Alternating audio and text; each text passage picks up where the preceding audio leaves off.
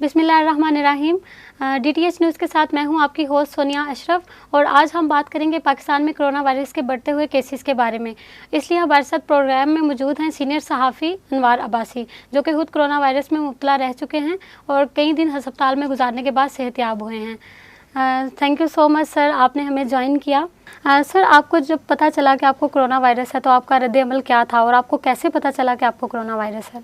बहुत शुक्रिया सोनिया, और मैं डीटीएच न्यूज़ का भी मशकूर हूँ कि इस वबाई मर्ज़ में लोगों को अवेयर करने के लिए मुझे इनवाइट किया। चूँकि मैं इस प्रोसेस से गुज़र चुका हूँ, इस बीमारी का सामना कर चुका हूँ और मैं जो अपना ज़ाती एक्सपीरियंस है मैं आपके व्यूअर्स से शेयर करना चाहूँगा। सोनिया, हुआ ये कि मैं चूँकि अरसा 1 साल से पेंडेमिक रिपोर्टिंग भी कर रहा हूँ, मुख्तलिफ़ हॉस्पिटल्स में जाता रहा, मुख्तलिफ़ आइसोलेशन वार्ड्स में भी जाता रहा, वहाँ पे डॉक्टर्स के, पैरामेडिकल स्टाफ के और नर्सिंग स्टाफ के सॉर्ट्स करता रहा, प्रोग्राम्स करता रहा। लेकिन मैंने तमाम तर जो हिफाजती तदाबीर थी वो अपनाए रखी। मैं हमेशा गाड़ी में सैनिटाइज़र रखता था, मास्क पहन के रखता था, तो 1 साल मैं इससे बचा रहा।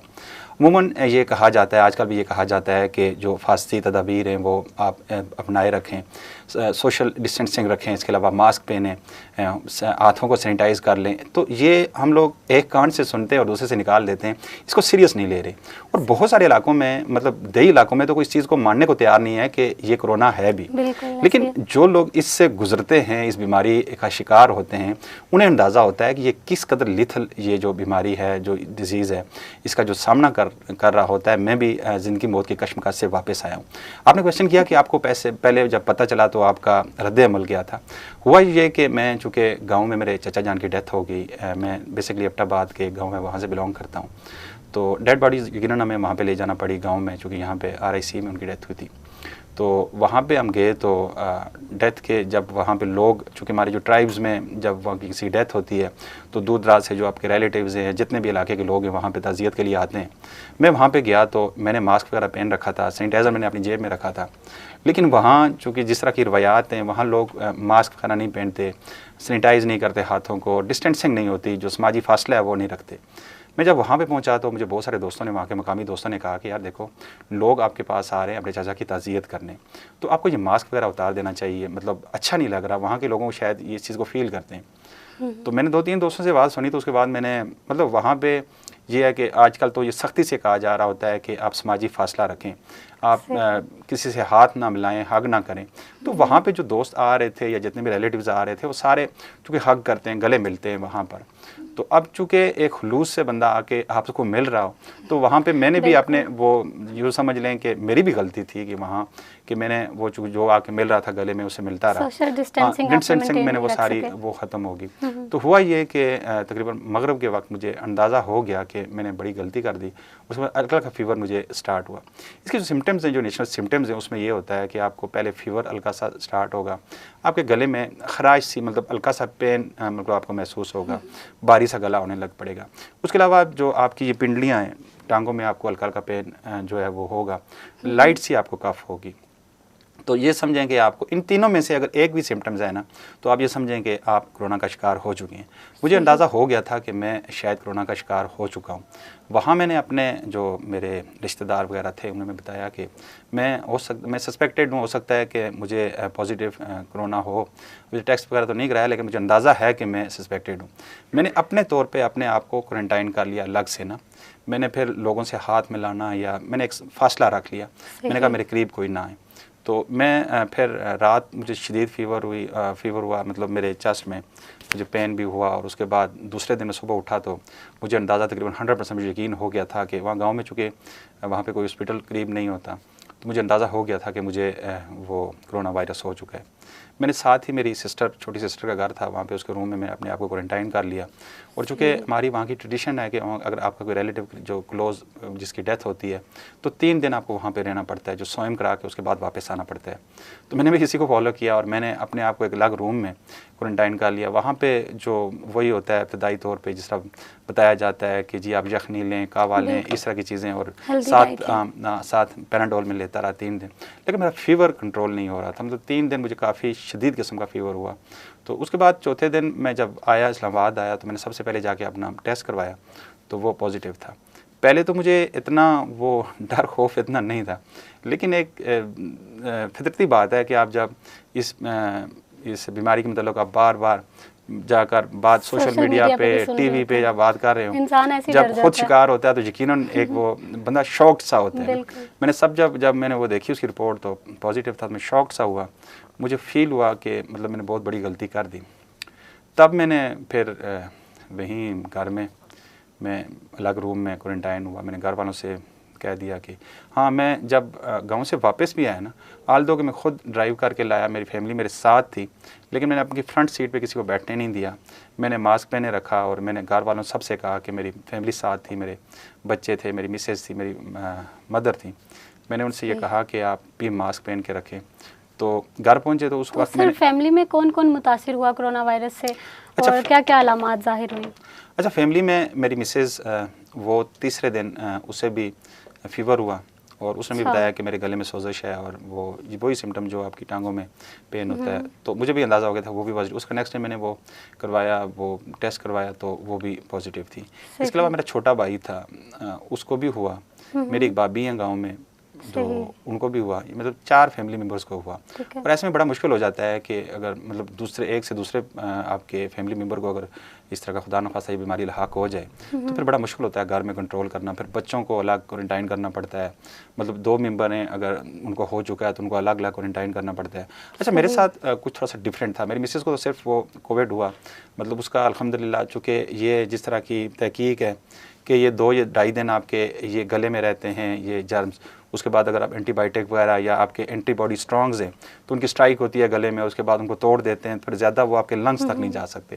लेकिन मेरे साथ मैंने चूँकि 4 दिन मैंने गांव में गुजारे तो मैं शायद लेट हो चुका था और मेरे जो जर्म्स थे, इसके जो थे वायरस था, वो मेरे लंग्स तक पहुंच गया। चूँकि मैं 3 साल पहले भी मुझे हुआ था, नमूनिया हुआ था, तो उसकी वजह से आसान इजी टारगेट था उसके लिए।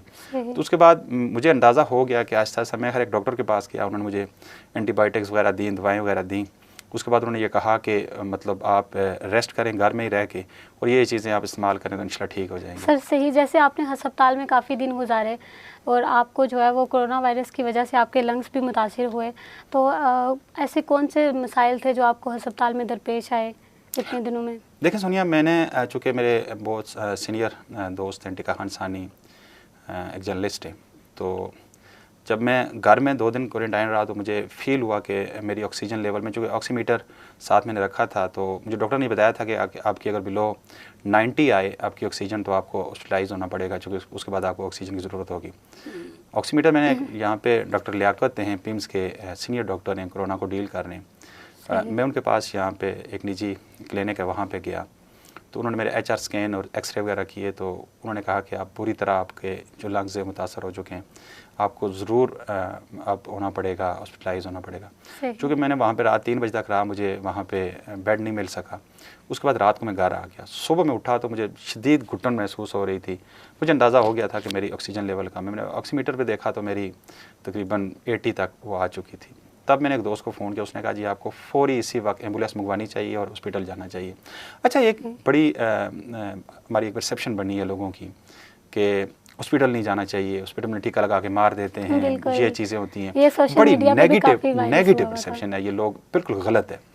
मैंने उसी वक्त वो उसको फॉलो किया और मैं AHTIC जो है ये चक शहजाद के पास जो कोरोना इन्फेक्शन का बेहतरीन हॉस्पिटल है, मैं वहाँ पे पहुँचा। फौरी मुझे उन्होंने वहाँ पे एडमिट किया और आप बिलीव मी सोनिया कि जितनी अच्छी ट्रीटमेंट वहाँ उस हॉस्पिटल में मेरी हुई, वहाँ पे डॉक्टर्स का, नर्सिंग स्टाफ का जो रवैया था इंतहाई अच्छा था। और कभी मुझे डॉक्टर्स ने, हालांकि मैं बड़ा क्रिटिकल था, मतलब बाद मिड में जाके मेरी ऑक्सीजन लेवल पे बहुत लो हो गई, मेरा CRC जो टेस्ट है वो उसका 54.5 पे आ गया, जो कि उमूमन आम ह्यूमन बॉडी में तकरीबन 0.3 तक होता है।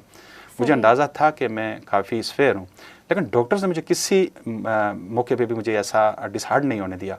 वो तो मुझे ये सारा दे दिया, देखें आपका तो 54.5 पे है, लोगों के तो यहाँ 250 और 300 तक आ जाते हैं, तो उसके बाद रिकवर कर जाते हैं, और आप तो माशाल्लाह रोज़ रोज़ आपकी लैब्स रिपोर्ट जो है वो आप रिकवरी की तरफ आ रहे हैं। बड़ा हौसला दिया। मतलब ऑक्सीजन लेवल मेरा वो पहले जो कि आपकी अगर 80 से भी लो हो तो आपको 15 लेवल पे रखना पड़ता है, फिर उसके बाद आहिस्ता ग्रेजुअली उसको नीचे लाना पड़ता है। तो मुझे वो बैक पैक जो होता है वो भी लगा रहा, मतलब 4-4 घंटे वो आपको, जिससे वो आप सांस लेते हैं। तो आल्दो के मैं काफ़ी स्फेयर था, लेकिन इसके बावजूद वहाँ पे जो एक्स्ट्रा ऑर्डिनरी केयर थी और सबसे बड़ी बात वहाँ ये थी कि आप अपना अटेंडेंस साथ रख सकते थे, 24 आवर्स आप अपना अटेंडेंस साथ रख सकते थे। जो आपके अटेंडेंस साथ होते हैं ऐसे मौक़ों पे, तो आपको बड़ा सहारा देते हैं, बड़ा हौसला देते हैं आपकी साथ साथ। मतलब हर चूँकि जब इंसान बीमार होता है तो उसकी ख्वाहिशात, उसकी हैबिट्स भी थोड़ी सी डिफरेंट हो जाती हैं, तो इस तरह सेंसिटिव हो जाता है। तो ऐसे मोमेंट्स में अपना कोई साथ होता है ना, तो वो आपका साथ, मेरे जो कि अपने मेरे साथ रहे, हर लम्हा मेरे साथ रहे, मेरी हौसला अफजाई करते रहे मुझे साथ साथ। सबसे मेन चीज़ ये है कि वहाँ पे वो थेरेपी जो होती है, आपको आप उल्टा लेट के ना आपके बैक पे आपको थेरेपी करनी पड़ती है, जिससे आपका ऑक्सीजन लेवल जो है ना वो बढ़ता है। वो साथ साथ सब कुछ होता है। हॉस्पिटल में मतलब बेस्ट हॉस्पिटल है। मैं अपने आपके व्यूअर्स को भी ये करूँगा, रिक्वेस्ट करूँगा, अगर खुदा न ख्वास्ता, अल्लाह ना करे कि आपको इस चीज़ की नौबत आए कि आपको हॉस्पिटल जाना पड़े, लेकिन अगर खुदा न ख्वास्ता इस चीज़ की नौबत आ जाए तो सबसे बेस्ट हॉस्पिटल है, वहाँ पे चले जाएँ और वहाँ पे आपकी बेहतरीन ट्रीटमेंट होगी। मैं यहाँ पे एक और चीज़ भी आपको शेयर करना चाह रहा हूँ, आपके चैनल की वसत से अपने आपके व्यूअर्स को बताना चाह रहा हूँ कि देखें, मैं रात को भी अपने एक वेब चैनल पे मैंने एक प्रोग्राम किया, तो वहाँ पे बहुत सारे नीचे कमेंट्स आ रहे थे कि भाई आप खाम खा डरा रहे हैं, आप इस तरह नहीं होना चाहिए, वो नहीं होना चाहिए। देखिए, मैं इस प्रोसेस से गुजर चुका हूँ, मैं इस बड़े क्रिटिकल मोमेंट्स जो मैं फेस कर चुका हूँ। अब मेरा ये फ़र्ज़ बनता है कि मैं अपने ये जो एक्सपीरियंस है मैं इससे गुजरा हूँ।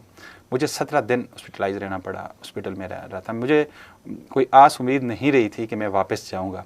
और बिलीव मी सोनिया, जब मैं वहाँ से डिस्चार्ज हुआ तो मुझे मेरा भतीजा मुझे व्हील चेयर पर ला रहा था। जब मैं हॉस्पिटल के गेट, पहले मुझे अंदाज़ा नहीं था 17 दिन कि बाहर धूप है, बारिश है, क्या हो रहा है, लोग क्या कर रहे हैं, क्या नहीं कर रहे। मेरी ख्वाहिश थी कि एक दफ़ा मैं बाहर जाके बाहर की दुनिया देखूँ।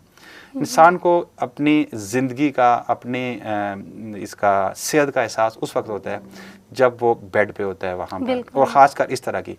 और मेरे साथ ही जो बिल्कुल सामने जो एक वार्ड थी, वहाँ पे इंतहाई हाई फ्लो जो पेशेंट्स हैं, इंतहाई क्रिटिकल, वो पेशेंट कौन से थे? वो ये पेशेंट्स थे जो जिस तरह की परसेप्शन जिन लोगों की है कि हॉस्पिटल नहीं जाना, वहाँ पे इंजेक्शन लगा कर आपको मार देंगे, ये वो लोग थे। अब वो उन लोगों की चीखें, मतलब अधूरी चीखें होती हैं, जब वो चीख रहे होते हैं वो चीख नहीं पाते। आप यूँ समझें कि किसी जिस तरह जानवर को ज़बह कर दिया जाता है, उसके गले से खराट सी निकलती है, इस तरह की आवाज़ें। इंतहाई मुश्किल मोमेंट्स होते हैं वो। एक तरफ आप ख़ुद क्रिटिकल हो और दूसरी तरफ इस तरह आपके सामने डेड बॉडीज़ जा रही हो, तो ये बड़ा, मैं समझता हूँ कि इंतहाई असाब शिकन उस वक्त वो मोमेंट्स होते हैं। इंसान को वहाँ पे बड़ा मुश्किल होता है मैनेज करना अपने आप को। इंसान देख रहा होता है कि मेरे साथ 10-15 मिनट पहले कोई आया या घंटा पहले आया, उसकी डेड बॉडी जा रही है। तो मैं इन चीज़ों से बचने के लिए मैं आपके व्यूअर्स को ये रिक्वेस्ट करूँगा हाथ जोड़कर कि खुदा रहा एहतियाती तदाबीर अपनाएं।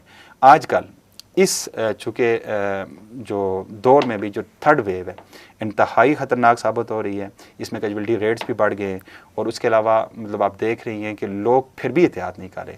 आप आज भी बाज़ारों में जाएं, उसी तरह रश है, लोग मास्क नहीं पहना, मतलब सोशल डिस्टेंसिंग नहीं है। तो हम इन चीज़ों को कब फॉलो करेंगे? खुदा न ख्वास्ता अगर यही सूरत हाल हमारी रही तो फिर हमारा हाल भी खुदा न ख्वास्ता इंडिया वाला ना हो जाए। ओके सर, बहुत शुक्रिया आपका प्रोग्राम में तशरीफ़ लाने के लिए। अब होगी आपकी बात सिर्फ DTH न्यूज़ पर।